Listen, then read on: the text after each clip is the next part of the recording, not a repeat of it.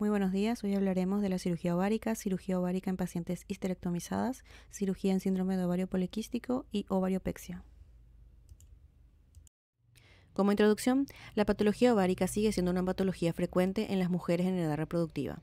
Según estudios, el 10% de las mujeres necesitará una cirugía para tratar una masa ovárica durante su vida.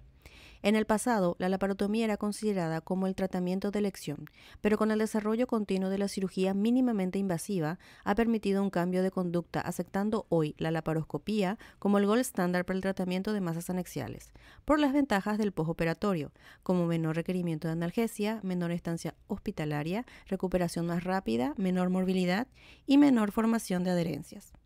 El diagnóstico de masas anexiales fundamentalmente se establece por la clínica, las imágenes y niveles del antígeno del cáncer 125. Se complementa intraoperatoriamente con la evaluación laparoscópica con un alto nivel de certeza para disentir entre lesión benigna de maligna con el estudio histológico por congelación. Avances en nuevas técnicas y tecnología asociadas con mayor formación laparoscópica en los oncólogos ginecólogos ofrece una mayor evidencia de los beneficios de la laparoscopía en el cáncer inicial invasivo de ovario. En el caso de un cáncer avanzado de ovario, la laparotomía sigue siendo la indicación quirúrgica. En caso de sospecha de malignidad, la laparoscopía tendrá un rol sustancial de explorar la cavidad abdominal pélvica, tomar citología peritoneal, resecar la lesión ovárica cuidando de no abrir la cápsula para obtener una biopsia. De esta forma, la paciente tendrá la opción de ser derivada a especialistas oncológicos e iniciar el tratamiento según el estadio quirúrgico. Las patologías anexiales se presentan en edades reproductivas y en menor porcentaje de estas tumoraciones son de características malignas que deberán ser tratadas con quimioterapia y radioterapia. Estos ponen en riesgo la función hormonal y reproductiva de los ovarios, por lo que surgieron técnicas como la ovariopexia con el fin de preservar el tejido ovárico y su funcionalidad. Así también, con el desarrollo y avance de la laparoscopía, actualmente se realizan procedimientos quirúrgicos que en tiempos remotos fueron abordables por cirugía convencional, como en el caso del tratamiento del síndrome de ovario poliquístico. Hoy por hoy, distintas técnicas se desarrollan por cirugía de mínima invasión, mejorando el futuro reproductivo y disminuyendo signos y síntomas del síndrome de ovario poliquístico. Nuestro contenido abarca la evaluación prequirúrgica, la cirugía conservadora que comprende la cistectomía in toto, la cistectomía con cistoscopía, caso especial teratoma maduro, la escisión quirúrgica que comprende la oforectomía y la salpingo-oforectomía, la estadificación, laparoscopizar y decidir, técnica quirúrgica, cirugía de reevaluación o second lock, la ovariopexia, la cirugía ovárica en pacientes histerectomizadas y la cirugía en síndrome de ovario poliquístico. Evaluación prequirúrgica. La segunda indicación más frecuente de la laparoscopía ginecológica es el análisis y la extracción de quistes ováricos. Para clasificar los tumores anexiales antes de una cirugía se determinan valores séricos del antígeno del cáncer 125 y se realiza una ecografía transvaginal bidimensional con Doppler vascular color para evaluar la neovascularización. El valor pronóstico negativo de la combinación de ambos métodos es del 90%. Entonces, ¿qué pasa con el 10% de falsos negativos? Para evitar el 10% de falsos negativos, se debe realizar en todas las mujeres perimenopáusicas y menopáusicas una anesectomía y colocar el material en una bolsa para su retiro de la cavidad abdominal. La cirugía debe ser cautelosa, ya que el derramamiento del contenido ovárico con malignidad inadvertida aumenta el estadio diagnóstico automáticamente. En pacientes premenopáusicas, la incidencia del cáncer de ovario es de menor al 1% por cada 10.000 mujeres menores de 40 años. Si se sospecha de malignidad en el hallazgo ecográfico o los marcadores tumorales, es obligatorio realizar una anesectomía o la oforectomía laparoscópica. Aquí vemos un cuadro que nos muestra los criterios ecográficos que hacen sospechar un carcinoma de ovario, en donde vemos parámetros como el tamaño, un hallazgo mayor a 5 centímetros, la ecogenicidad alta, tenemos un tumor sólido, la impresión de que sea multilobulado, límites irregulares, la presencia de ascitis y formaciones intraquísticas como las papilas. Abajo vemos un cuadro donde nos da un algoritmo de los hallazgos anexiales poco claros e indicaciones para el manejo laparoscópico, en donde si tenemos una paciente premenopáusica sin antecedentes familiares de cáncer de ovario y tenemos un hallazgo ecográfico de un quiste liso menor o igual a 3 centímetros y con marcador tumoral CA125 normal, se realiza una cistectomía. Ante el hallazgo de un quiste liso mayor a 3 centímetros con marcador tumoral CA125 normal, hay que informar a la paciente de que el riesgo de un tumor maligno es de 0,3% y el riesgo de un tumor borderline es de 0,5%. Luego de informar a la paciente, se decide con ella si se debe efectuar una cistectomía o una oforectomía.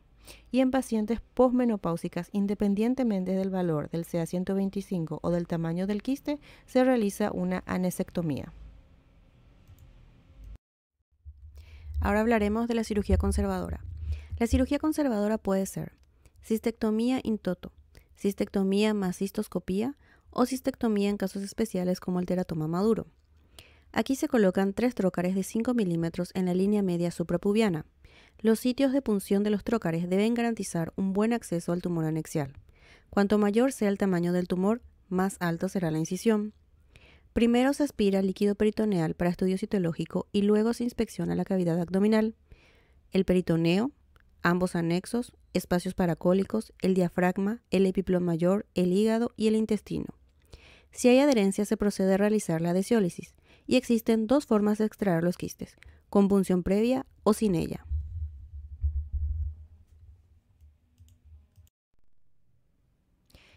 Hablaremos de la cistectomía in toto. El principio básico de esta técnica es la extracción total del quiste, con disección roma del espacio entre la cápsula del quiste y el ovario. En estos casos puede presentarse los siguientes problemas. Es difícil extraer el quiste intacto y su contenido puede derramarse en la pelvis menor o en el abdomen. La extracción requiere mucho tiempo.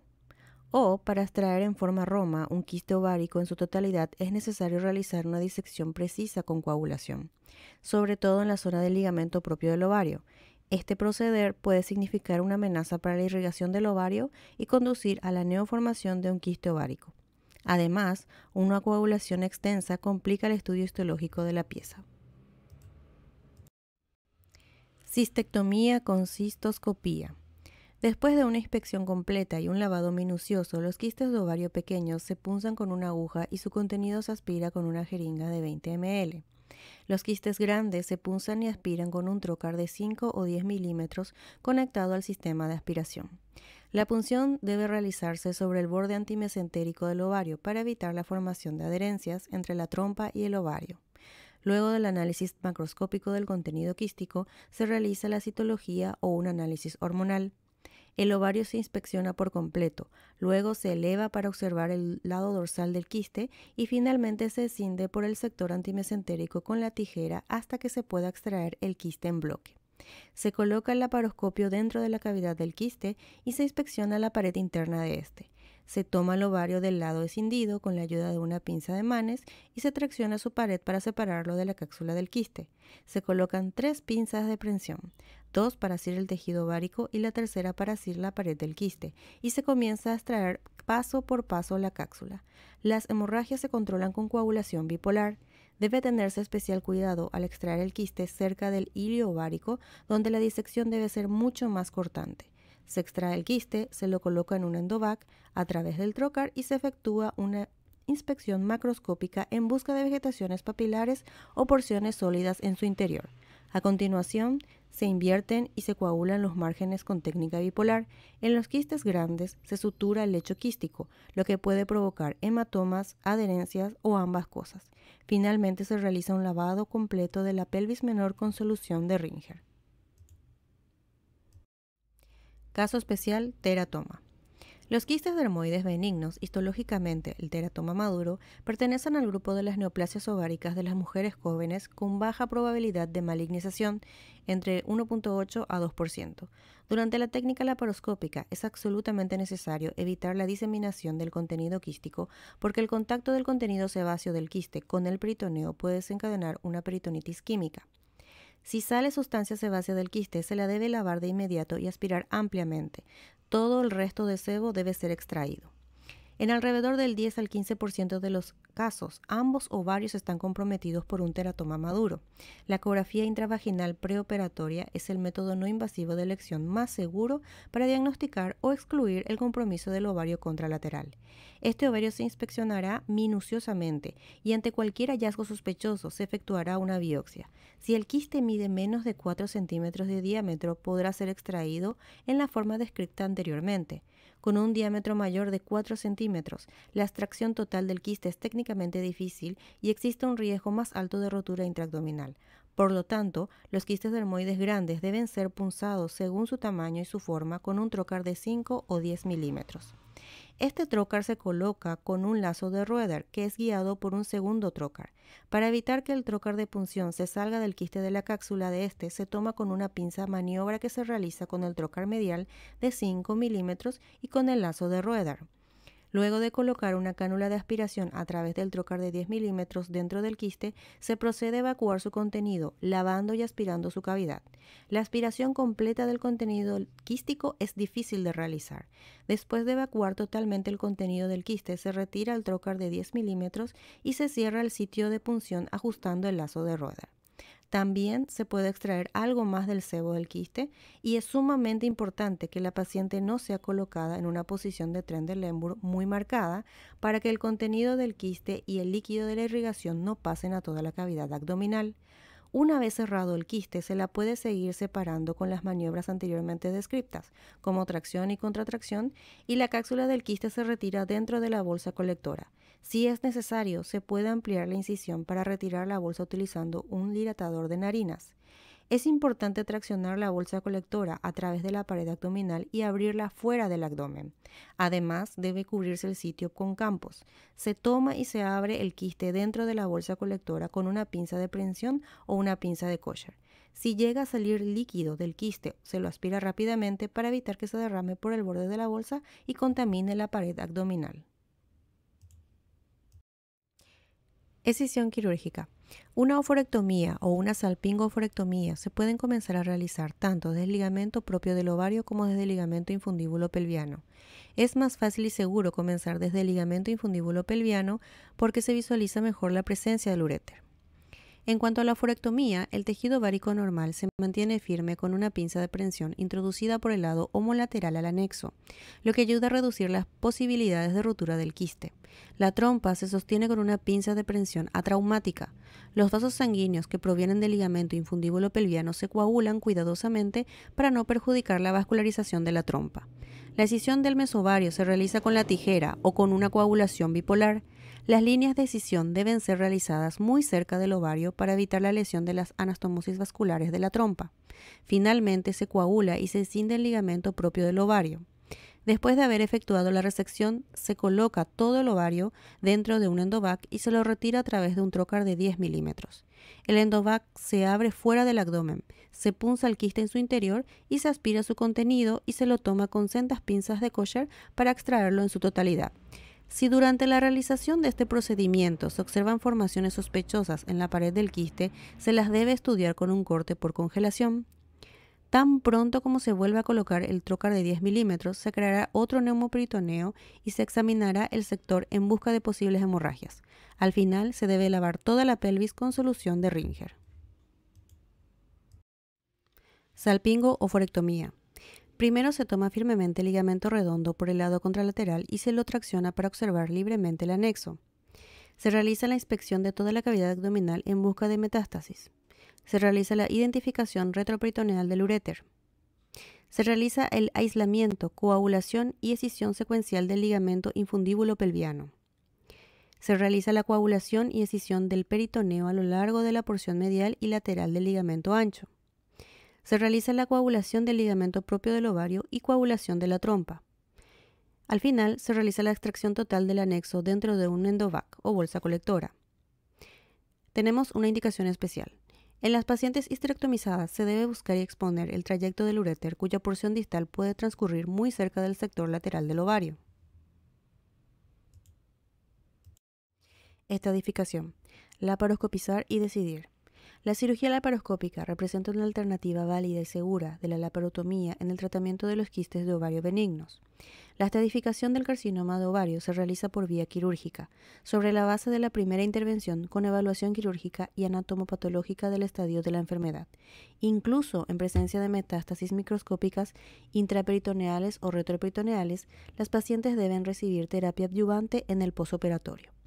Si la exploración laparoscópica indica una extensión del tumor por fuera del ovario, es decir, un estadio mayor que el estadio 1 de la FIGO, se da por finalizada la laparoscopía y se transfiere a la paciente a un centro capacitado como gineco-oncología para el manejo del procedimiento quirúrgico. El pronóstico de la paciente depende no solo de la quimioterapia adyuvante, sino también y sobre todo de la extensión de la primera intervención. Si entre la primera intervención y la reducción del volumen del tumor hay un intervalo mayor de 17 días, el pronóstico de la paciente empeora mucho. Es preferible completar el tratamiento quirúrgico lo más rápido posible a partir del momento del hallazgo.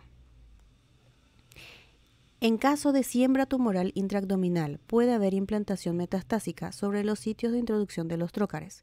Esto puede prevenirse retirando el material tumoral en bolsas colectoras, introducir los trócares en la línea media, resecar las cicatrices preexistentes en la laparotomía posterior y efectuar esa laparotomía lo más rápidamente posible. Laparoscopizar y decidir situaciones. En los tumores ováricos correspondientes al estadio 1 de la FIGO está indicado efectuar una salpingoforectomía, un lavado peritoneal para su estudio citológico, biopsias peritoneales, una omentectomía y una linfadenectomía pelviana y paraórtica hasta el nivel de los vasos renales para realizar la estadificación y también para el tratamiento de la patología de base. En pacientes jóvenes con un compromiso ovárico unilateral en las que se debe preservar la fertilidad, basta con la extracción del ovario comprometido combinada con la biopsia del ovario contralateral, la biopsia del peritoneo y del epiplón y una linfadenectomía pelviana homolateral y paraórtica bilateral. En todas las otras pacientes se recomienda realizar una salpingoforectomía bilateral y una histerectomía total. Técnica quirúrgica. Evaluación de la superficie peritoneal.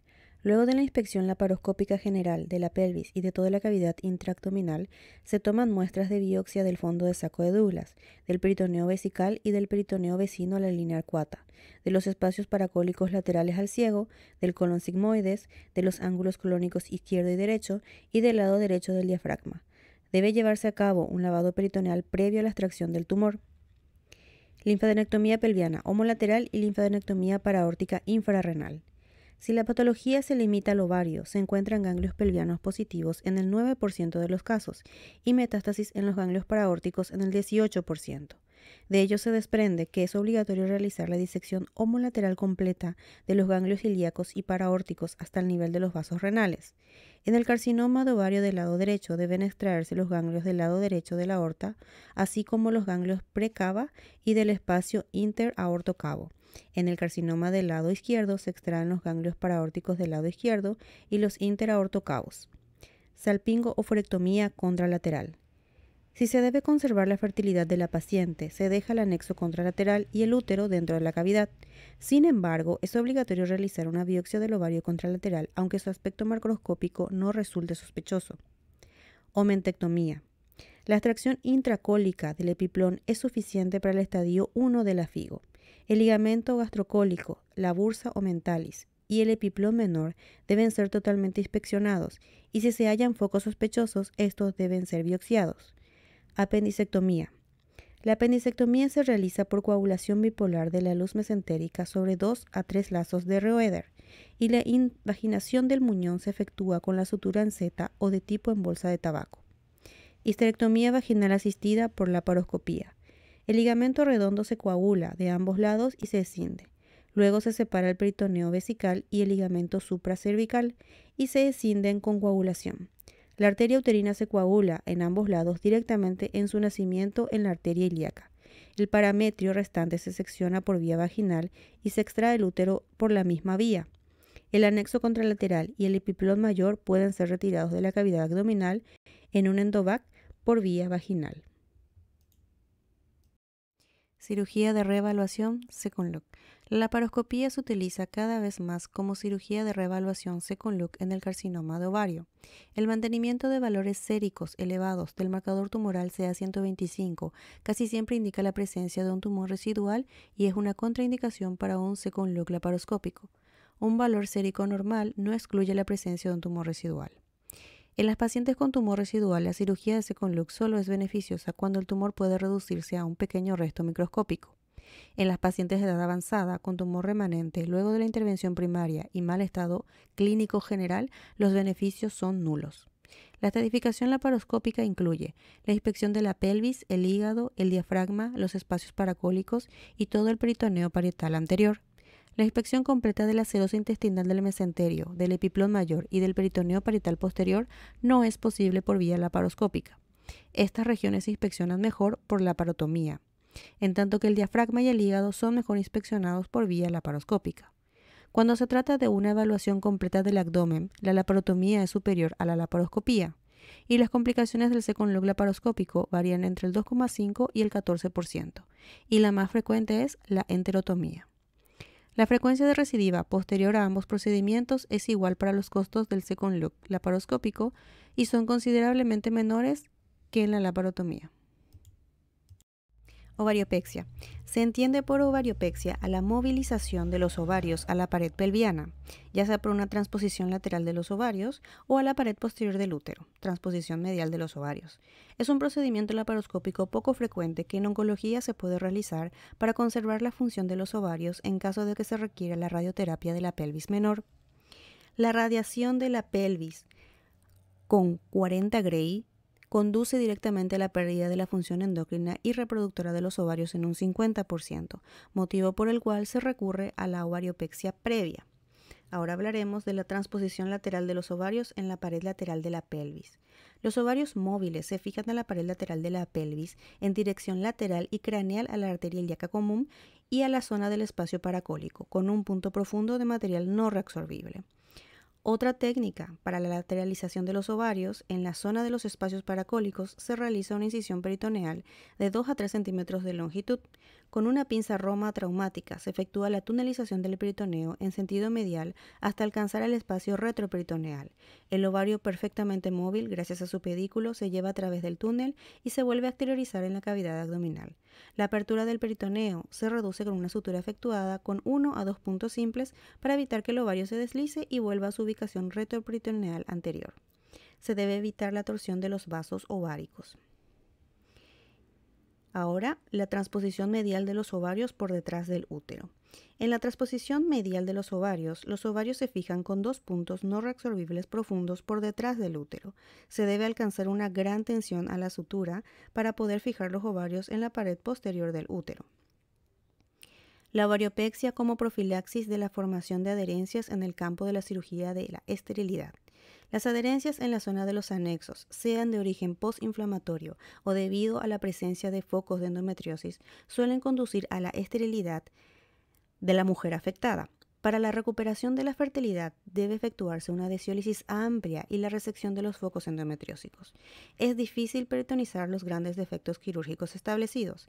Para evitar la neoformación de adherencias, se recomienda fijar los ovarios a los ligamentos redondos para evitar la formación de adherencias.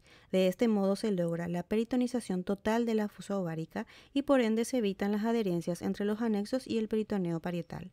Los ovarios se colocan nuevamente en su posición original en el transcurso de una reevaluación laparoscópica llevada a cabo después de 6 a 8 semanas posteriores. Ovariopexia en la torsión anexial. Para evitar una nueva torsión del anexo, se pueden acortar los ligamentos propios del ovario elongados mediante el empleo de una sutura o una ovariopexia en la pared posterior del útero. Con este fin se coloca un punto en el polo caudal del ovario y se lo fija a la pared posterior del útero con una sutura profunda. Cirugía de los anexos posterior a histerectomía. La cirugía de los anexos puede ser realizada inmediatamente después de una histerectomía o luego transcurrido algunos años. Las indicaciones son el dolor, ya sea por adherencias, procesos inflamatorios, endometriosis, etc., un hallazgo palpatorio sospechoso, un hallazgo ecográfico sospechoso o las alteraciones funcionales de los órganos vecinos, ya sea el intestino, la vejiga o el uréter. Consideraciones prequirúrgicas. Las operaciones anteriores y sus consecuencias suelen conducir a la formación de adherencias de diferentes características que obstaculizan la inspección o la visualización de los anexos. La disección de los órganos se complica por la alteración de los límites y los contornos de dichos órganos.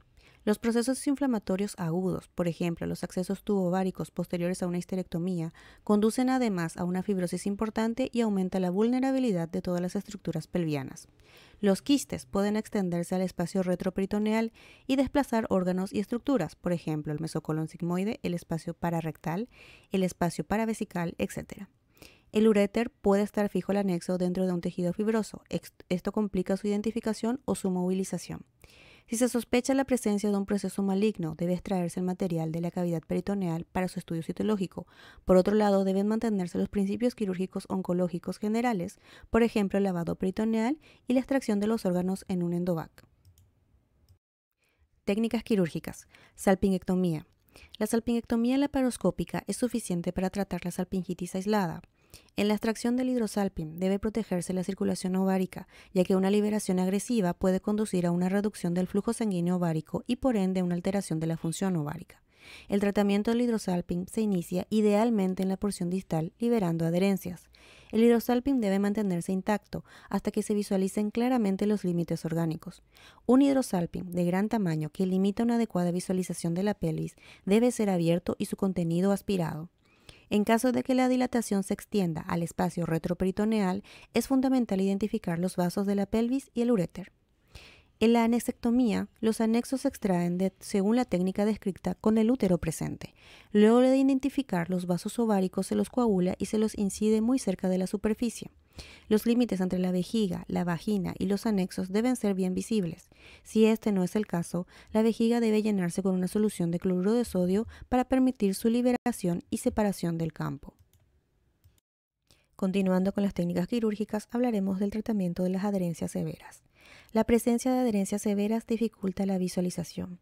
Entre los anexos, las asas intestinales fijas y los quistes obstaculizan el acceso a los órganos o a la identificación de estos y hacen necesaria la liberación de forma aguda y en parte roma mediante la hidrosección. Si los límites orgánicos no son visibles, se puede liberar la pared pelviana incidiendo el peritoneo a lo largo de los vasos ilíacos o a lo largo del músculo psoas en dirección cráneo-caudal. Tratamiento de grandes quistes. A menudo se extienden hacia el espacio retroperitoneal y muestran una pared muy delgada. Para separarlo en su totalidad es necesario mantenerlo intacto el mayor tiempo posible y separarlo cuidadosamente del espacio retroperitoneal. Una resección incompleta puede ser causa de una recidiva posterior con síntomas correspondientes al síndrome del ovario remanente. En resumen, en caso de quistes sospechosos, debe respetarse los principios quirúrgicos de la oncología. Con una anatomía poco clara, deben identificarse las estructuras básicas, como los vasos pelvianos, el ligamento infundíbulo pélvico y el uréter. En una anexectomía, el uréter corre riesgos por su posición caudal y debe ser liberado desde el principio. Especialmente en las adherencias extensas y en los órganos aumentados de tamaño, el acceso retroperitoneal desde la pared pelviana facilita la disección. La colocación de un manipulador vaginal mejora la visualización anatómica general y facilita los pasos de la disección. Técnica quirúrgica en el síndrome de ovario poliquístico. El objetivo del tratamiento quirúrgico en el síndrome de ovario poliquístico es la disminución de la relación de la hormona luteinizante folículo estimulante, caída del nivel de andrógenos, por lo tanto la ovulación espontánea.